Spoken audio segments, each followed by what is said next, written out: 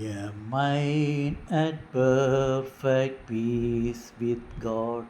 Oh, what a word is this! A sinner reconciled through blood. This is indeed His peace. By nature and by practice, for how very far from God.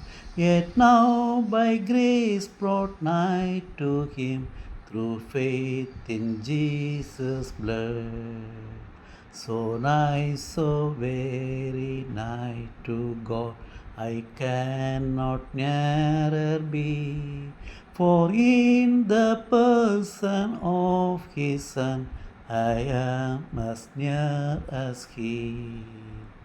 So dear, so very dear to God, more dear I cannot be. The love wherewith He loves the Son, such is His love to me.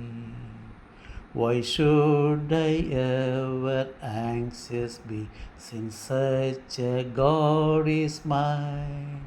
He watches o'er me night and day, and tells me mine is thine.